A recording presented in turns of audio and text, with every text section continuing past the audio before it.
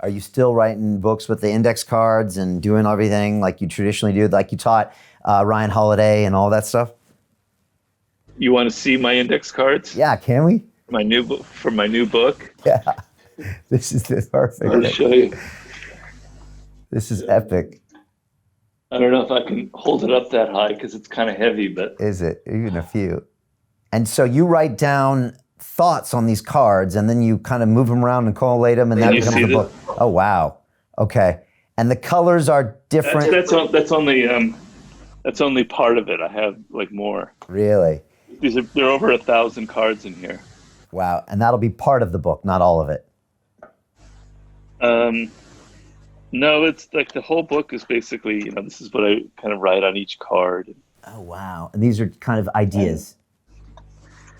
no, like what I do is I mean, I don't know if your readers, if your listeners want to get into the weeds here, but I read books. I read like over for this book so far, I've read about 150 books for research.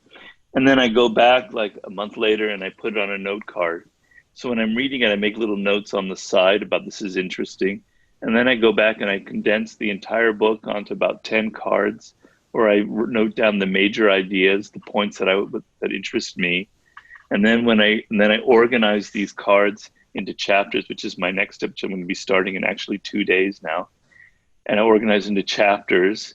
And then when I start to write the book, I take the 50 cards for a chapter, and that's all the material that I need, and I can organize it very quickly. Wow. Where did you come up with this concept? Was it just natural or the obvious way for you to do things?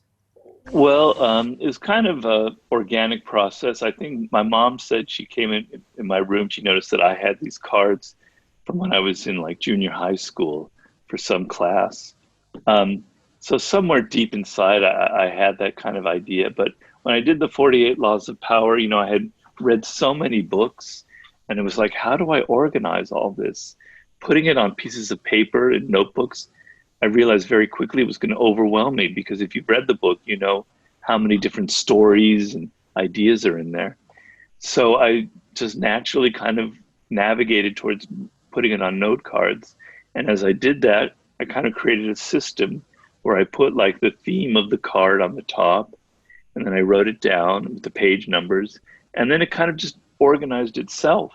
And over the years, I've kind of kept a system. I've refined it a little bit, but it's pretty much the same. And yeah, I taught it to Ryan Holiday, and I help a lot of other people who write books. And I tell them, look, you're either a prisoner of your material or you're the master of your material. If you're a prisoner of a lot of books fail because the writer doesn't really in control of all the research. And it shows up in the book being kind of badly organized and ideas being repeated over and over again. And by the time you reach the last 20, 30 pages, it's totally petered out because they haven't organized their material. And so you need to be on top of it. And the only way to be on top of it and to master it is to put it into a system that you can control. If you could create another system with your computer, I'm all for it. This might not be the best system ever created, but it works for me and it makes me. I can read 300 books like I did for Law of Human Nature and not feel like I'm overwhelmed, that I'm in control of the process. Wow. And with the index card, you can move them around so you can change chapter composition. And then almost by definition, you don't repeat because they're kind of only used once in the book. Well, sometimes an idea on a card will actually be relevant to several chapters, and I have to note that down.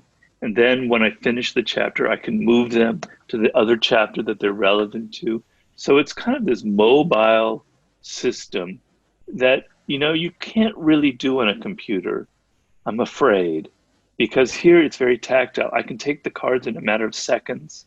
I mean, I'm sure you could on a computer, but my mind doesn't work that way. I need to see things at the same time.